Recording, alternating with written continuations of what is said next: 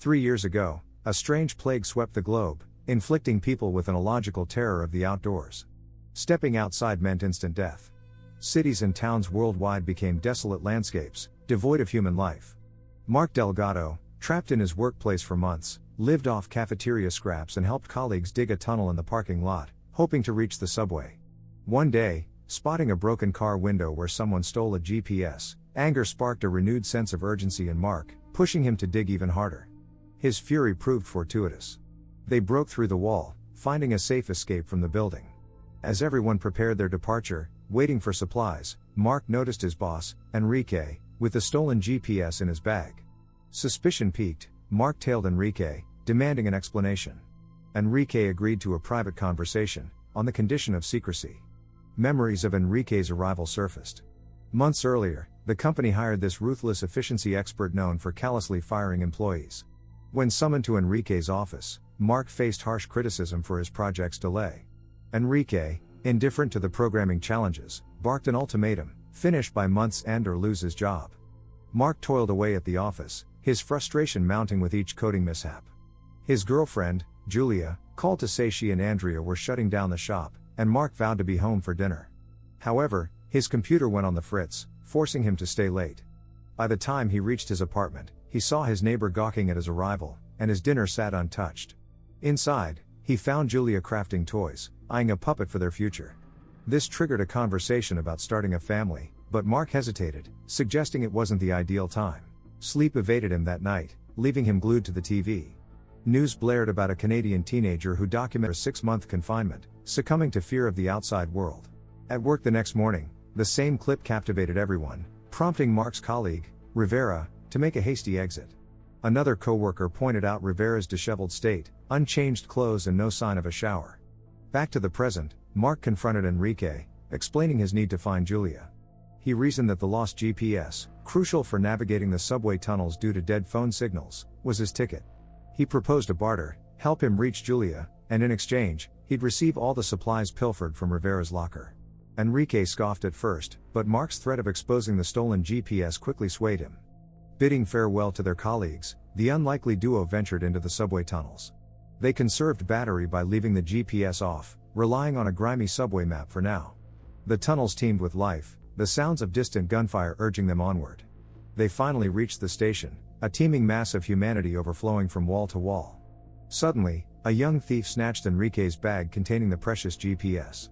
A frantic chase ensued, leading them through the station, even navigating their way past a raging fire, until they reached the turnstile area. There, the young thief rejoined 3 others, including his hulking brother, a former cop packing heat. As the cityscape above began its descent into darkness with a power outage, the cop barked orders, forcing them to their knees. The brother quickly located the GPS in the stolen backpack. He lunged for Mark's bag next. As the station plunged into darkness, Enrique pounced on the cop, wrestling for the gun. Mark mirrored the action, tackling the young thief and recovering the GPS, albeit with a cracked screen, from the floor. With the bag secured, Mark found cover behind a pillar while Enrique managed to overpower the cop, a fatal gunshot echoing through the station, followed by another that wounded the accomplice. They vanished into the throng, the darkness swallowing them whole. Huddled in a stairwell, they took a moment to assess the damage.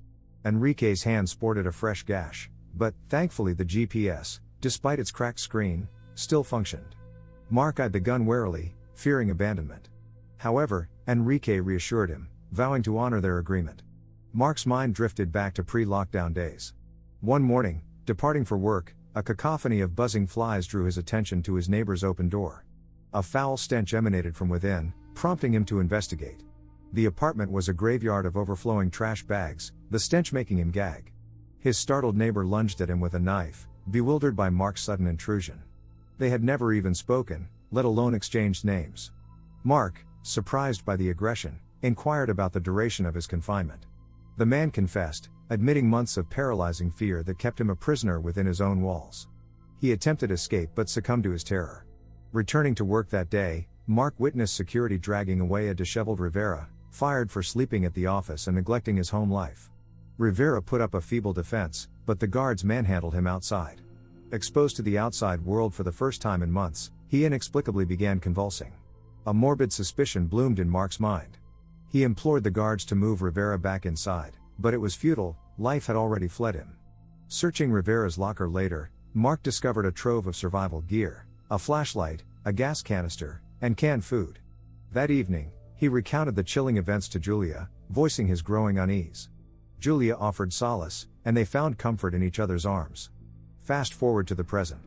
Mark jolted awake from a nap, a wave of panic washing over him at the sight of an absent Enrique. Relief washed over him as Enrique reappeared, clutching a plastic bag to shield the battered GPS from further harm. They plunged back into the labyrinthine tunnels, Mark peppering Enrique with questions about their destination and any potential occupants. Enrique remained tight-lipped. Mark noticed a peculiar habit of Enrique's, meticulously saving the seeds from every fruit he consumed, like apples. Guided by the increasingly unreliable GPS, they located a sewer entrance and descended, the water cushioning their fall. Navigating the dank passageways with the GPS, they finally reached the area beneath Mark's apartment building. To breach the entrance, they devised a makeshift plan, dangling a gas canister from the ceiling pipes and detonating it with a shot from the gun. Enrique's attempt was off target. Mark, spurred by adrenaline, took over. His first shot echoed deafeningly, leaving his ears ringing and a trickle of blood trailing down his cheek. Undeterred, he squeezed the trigger again, a direct hit that sent him sprawling as the resulting explosion reverberated through the tunnels. Enrique assists Mark to his feet and together, they navigate the rubble-strewn path, entering the building through a gaping hole. Inside, the scene is a mirror image of the station, teeming with displaced people. Mark's old neighbor remains in his own apartment, but the lock on Mark's door has been pried open. A peek through the peephole reveals a watchful eye, igniting Mark's fury. He yells and throws his weight against the door, met with resistance from behind it, a man speaking a language unknown to them. Seizing an opportunity, Mark sinks his teeth into the man's exposed hand, forcing him to recoil and granting them access. The man brandishes a knife, prompting Enrique to counter with his own firearm. A tense standoff ensues until the man's wife and child appear. The young girl, acting as an interpreter, explains their predicament. Homeless and desperate, they claim the empty apartment as their refuge. Weapons are lowered reluctantly, and Mark asserts his ownership of the space. He pries a photograph of Julia from the wall, seeking confirmation of her whereabouts from the new occupants, who adamantly deny ever seeing her. The fridge is bare, replaced by plucked doves prepped for cooking. Enrique salvages the remnants of a popcorn bag from the trash, rescuing the unpopped kernels, and snags a kitchen knife for good measure. Meanwhile, Mark explores Julia's workspace. He discovers her puppet, then stumbles upon a drawing by the little girl. Turning the paper over, he finds a doctor's name scrawled on the corner. Upon closer inspection, he realizes it's an ultrasound image, a revelation that Julia is pregnant, a fact he was entirely unaware of. Memories flickered back to Mark of their last moments together. The news blared about the burgeoning pandemic, a terrifying entity they dubbed the Panic, leaving a trail of death across the globe. Authorities, with infuriating nonchalance, urged citizens to maintain normalcy. The news then shifted to scenes of women delivering babies in dire conditions, a stark image that triggered Mark's rant about the whole situation's irresponsibility. His outburst finally pierced Julia's hopes, making her realize all of his previous justifications for not wanting children were mere excuses.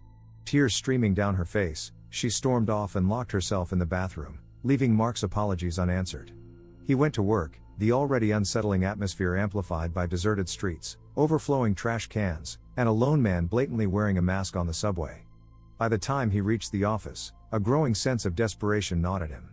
He tried calling Julia, but only reached Andrea, who relayed that Julia wasn't interested in speaking with him.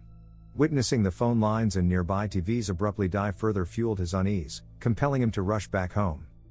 Despite venturing outside, a wave of nausea forced him to retreat back into the building, effectively trapping him indoors.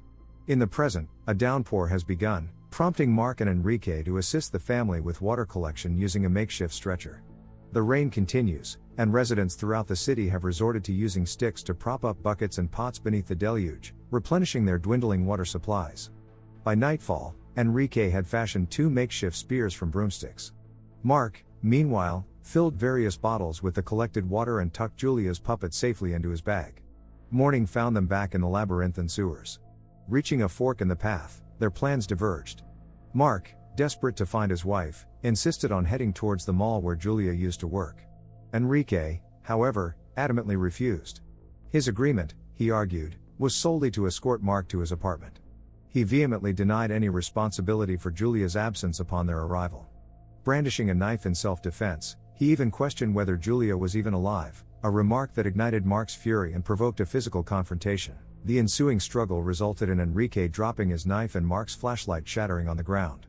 Separating after the scuffle, Mark demanded to know what could possibly be more important than his wife and child. His true destination, he revealed, was the hospital where his own father was hospitalized after suffering an embolism that rendered him immobile. He extends the offer to Mark, suggesting he could join him. After all, once they reached the hospital, Mark could have the GPS for himself. After a moment of indecision, Mark agrees. The pair locate a staircase that leads them into the interior of a church. As they explore, they stumble upon a lighter and a flask still containing some alcohol. Using these items, along with some scavenged wood, they manage to build a fire. Unfortunately, the light seems to have attracted unwanted attention. They hear sounds nearby, prompting them to grab their spears and investigate. What they find at the back of the church is a shocking surprise, a bear, which immediately charges towards them. Mark is on the verge of reaching the sewer stairs when he realizes Enrique has fallen and the bear is attacking him. Faced with this situation, Mark chooses to stay and help his companion. Enrique, regaining his composure, sprints back to their fire and ignites a torch as a defense against the bear. The bear relentlessly advances, forcing them back towards the exit doors. Thinking fast, Mark devises a plan. He instructs Enrique to abandon the torch, and as he does, the bear seizes the opportunity to charge at him. Anticipating this move, Mark stands firm with his spear aimed directly at the bear's path, resulting in the creature impaling itself. To their further amusement, they discover a tag on the bear revealing it originated from the Barcelona Zoo. Soon after, they share a meal of roasted bear meat cooked over the fire. Enrique expresses his gratitude to Mark for choosing to stay and help rather than fleeing with the GPS. He admits that before the apocalypse, he would have terminated Mark's employment even if the project was completed on time. However, this revelation only fuels their laughter. Enrique confesses his worry that in his father's absence, his death might go unnoticed. There are crucial matters he still needs to discuss with his father. In response, Mark reveals to Enrique that he lied to Julia about not wanting children. While it wasn't entirely a fabrication, he harbored a fear of being unable to provide and protect a child, a fear that has intensified under these dire circumstances. Several hours later, they return to the sewers and encounter a family traveling in the opposite direction. One member appears injured. Mark and Enrique urge them to accompany them to the hospital, only to be met with grim news. Rumors claim that the hospital where Enrique's father is located has burned down. Panic-stricken, Enrique dives into the nearest doorway and bursts into a building. He ascends the stairs tirelessly until he reaches a vantage point overlooking the city. There, his worst fears are confirmed. The hospital lies in ashes. Devastated and feeling utterly hopeless, Enrique smashes a window with a chair, preparing to jump. Mark, however, throws himself at Enrique, shoving him back inside. "I need you," Mark yells. Enrique remains unconvinced. He entrusts Mark with the seeds, a symbol of his future child, and urges him to leave. After another trek through the sewers, Mark emerges in the parking lot of a deserted mall. Ignoring the unsettling feeling of being watched, he races towards Julia's shop. His hopes plummet as he discovers only the lifeless body of Andrea's mother. Desperation mounts as Mark frantically searches through papers and notebooks, finding nothing. In a surge of frustration, he throws everything on the floor, collapsing in tears. A flicker in the mirror catches his eye. Wiping away the dust, he discovers a note from Andrea to her mother, revealing they're trapped in the supermarket section of the mall. With renewed purpose, Mark rushes towards the barricaded area, a barrier erected to prevent those upstairs from stealing food. The guards, armed with bows, threaten him. Mark quickly pulls out a photo from his apartment. One guard disappears into the back to search for Julia. As Mark waits, a sense of unease grows as he notices shadowy figures shifting behind him. In the ensuing chaos, a band of looters, who'd been trailing Mark, seize the opportunity. They storm the market, triggering a brutal brawl over the dwindling food supplies. Mark dives into the mayhem, searching for Julia. He encounters Andrea instead. She reveals the last time she saw Julia was before a doctor's visit. After fending off an attacker, she guides Mark to a nearby exit. But a fiery beam crashes from the ceiling, separating them. Andrea is trapped between flames and the outside world. Mark urges her to escape, but she's paralyzed by fear. Tragically, more debris falls, sealing her fate. Mark wastes no time. He sprints in the opposite direction, only to be tackled by a crazed raider. On the brink of being stabbed, Enrique emerges, shoving the attacker aside and helping Mark to his feet. "I knew you'd need me," he declares. But the threat isn't over. The attacker lunges again, this time slashing Enrique's stomach. Enrique retaliates, readying his spear for a fatal blow. However, he hesitates, the attacker is just a kid. With a facade of composure, Enrique urges Mark to flee the collapsing mall. They navigate the sewers once more, finally emerging through a hidden hole into a deserted movie theater. The silence is broken only by Julia's doctor's office across the street, tantalizingly close yet unreachable due to the blocked tunnel. Despair mounting, Mark climbs the stairs and searches for Julia through the windows. After a tense moment, his persistence pays off. Julia spots him, and tears of joy flow freely as their eyes finally meet again. Elated, Mark races downstairs to share the news with Enrique, only to find him slumped in the theater seat, his life draining away from a severe wound. Driven by a desperate need to help, Mark searches for something to staunch the bleeding, but Enrique refuses, insisting his time is up. With a final plea, he tells Mark to stop mourning and finally cross the street to be with his family. Mark takes a moment to grieve his friend before heeding his advice. Overcoming his initial trepidation, Mark steps outside. A wave of nausea and dizziness washes over him. His ears bleed, and his legs buckle beneath him. But fueled by the sight of Julia, he pushes on. After stumbling and falling, he crawls the rest of the way, his vision consumed by a blinding white light. Suddenly, Julia's face materializes above him. As the light fades, Mark realizes he has crossed the street and reached her building, finally reunited with his love. They make this haven their new home, collecting rainwater and nurturing Enrique's seeds. Their son arrives healthy and strong. When he learns to walk, he ventures outside independently, a testament to a new generation untouched by the prevailing panic. Years later, a group of nomadic teenagers appears at their doorstep. Mark and Julia make a life-altering decision.